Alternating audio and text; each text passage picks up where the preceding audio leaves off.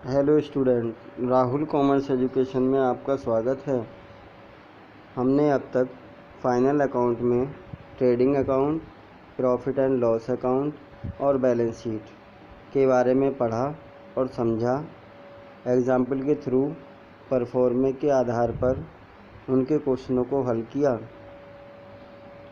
और उसी से आगे रिलेटेड एडजस्टमेंट को हमें पढ़ना है और एडजस्टमेंट के साथ ही हमें क्वेश्चन को कम्प्लीटली सोल्व करना है। तो हमारा टॉपिक आज का है एडजस्टमेंट, समायोजनाएं। Meaning of adjustment.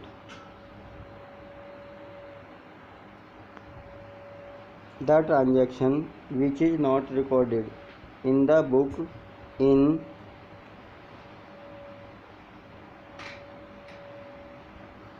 financial year, it is recorded in the next year in the books is called adjustment। समायोजनाएं।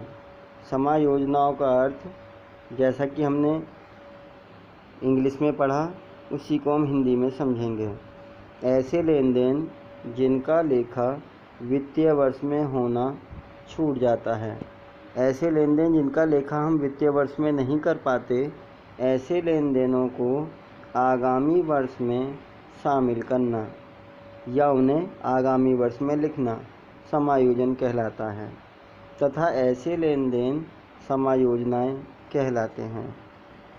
जो ट्रांजैक्शन हम लिखने से छूट जाते हैं करंट ईयर में, उन्हें हम नेक्स्ट ईयर में शामिल करते हैं और उन्हें ही हम एडजस्टमेंट या समायोजनाएं कहते हैं।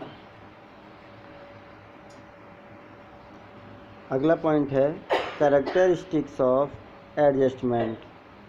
कैरेक्टरिस्टिक्स ऑफ एडजस्टमेंट, समायोजनाओं की विशेषताएं। First of all, the transaction is not recorded in the financial year. ऐसे ट्रांजैक्शन जो रिकॉर्ड नहीं किए जाते फाइनेंशियल ईयर में। The transaction is recorded in the next financial year.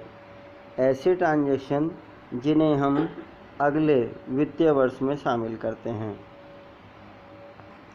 Third characteristics है it is written under the trial balance. ये तलपट के नीचे दिखाए जाते हैं। It is helpful to know the real profit of the business. और इनकी सहायता से हम व्यापार के वास्तविक लाभ को समझ पाते हैं। गत वर्ष में लेखा करना छूट जाना, चालू वर्ष में लेखा करना, तलपट के नीचे लिखा होना और वास्तविक लाभ हानि की गणना करने में सहायक। तो पहली विशेषता है गत वर्ष में लेखा करना छूट जाना। ऐसे लेन देन जो गत वर्ष में शामिल नहीं किए जाते समायोजन कहलाते हैं। ऐसे लेन देन जिन्हें आगामी वर्ष में शामिल किया जाता है नेक्स्ट ईयर में, वो हमारे होते हैं समायोजन। और समायोजनाओं को तलपट के नीचे दिखाया जाता है और ये वास्तविक लाभ की गणना करने में सहायक होते हैं। नेक्स्ट टॉपिक डाल के एडजस्टमेंट अपनी कॉपी पर हमें नोट डाउन करना है और जिन्होंने ऑलरेडी नोट डाउन किया हुआ है वो इन्हें समझेंगे। अब एक एग्जाम्पल के थ्रू समझेंगे। जैसा कि एग्जाम्पल दिया हुआ है outstanding salary, outstanding wages, closing stock. Outstanding salary due to pay, जिसका पेमेंट हमने अभी तक नहीं किया है, वह हमारा समायोजन है। Outstanding wages such as a wages which is not paid in the current year. Transaction जिसे हम चालू वर्ष में पेड नहीं कर पाते, भुगतान उसका नहीं कर पाते, वो आउटस्टैंडिंग वेजेस है। क्लोजिंग स्टॉक, अंतिम रहतिया, ये सभी हमारी समायोजनाएं हैं। जैसे अदत्त वेतन, अदत्त मजदूरी, अंतिम रहतिया। नेक्स्ट है हमारा नेम ऑफ सम एडजस्टमेंट। ये जो एडवर्टाइजमेंट लिखा है इसे ना लिख के हम लिखेंगे एडजस्टमेंट, ADJUST, एडजस्टमेंट। समायोजनाएँ कौन कौन सी समायोजनाएँ हैं? आउटस्टैंडिंग एक्सपेंसेस, सेकंड है प्रीपेड एक्सपेंसेस, थर्ड है एक्रूड इनकम,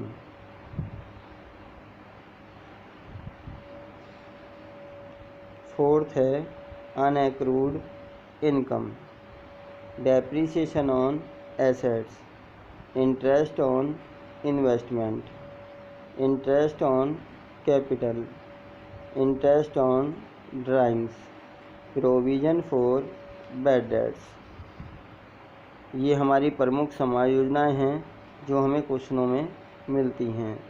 तो accrued income, unaccrued income, depreciation on assets, interest on investment, interest on capital, interest on drawings, provision for bad debts, closing stock, provision for discount on debtors. इन्हीं को हम हिंदी में समझते हैं। किन्हीं 10 समायोजनाओं का वर्णन करना है। पहला है अदत्त व्यय, आउटस्टैंडिंग एक्सपेंसेस, पूर्वदत्त व्यय, प्रीपेड एक्सपेंसेस, उपार्जित आय, एक्रूड इनकम, अनुपार्जित आय, अनएक्रूड इनकम, संपत्ति पर ह्रास, डेप्रीसिएशन ऑन एसेट्स, विनियोग पर ब्याज, इंटरेस्ट ऑन इन्वेस्टमेंट, पूंजी पर ब्याज, इंटरेस्ट ऑन कैपिटल, आहरण पर ब्याज, इंटरेस्ट ऑन ड्राइंग्स, अशोध्य ऋण हेतु प्रावधान, प्रोविज़न फॉर बैड डेट्स, अंतिम रहतिया, क्लोजिंग स्टॉक, देनदारों पर कटौती हेतु प्रावधान, provision for discount on debtors. इन सभी समायोजनाओं को हम अगली वीडियो में एक्सप्लेन करेंगे, उदाहरण द्वारा समझेंगे। इनके मीनिंग को समझना है और इनके एडजस्टमेंट को समझना है। दोस्तों, यदि आपको मेरा प्रयास अच्छा लगा हो तो वीडियो को लाइक करें, चैनल को सब्सक्राइब करें तथा अपने दोस्तों में ज़्यादा से ज़्यादा शेयर करें ताकि वे भी इसका ज़्यादा से ज़्यादा लाभ उठा सकें। धन्यवाद।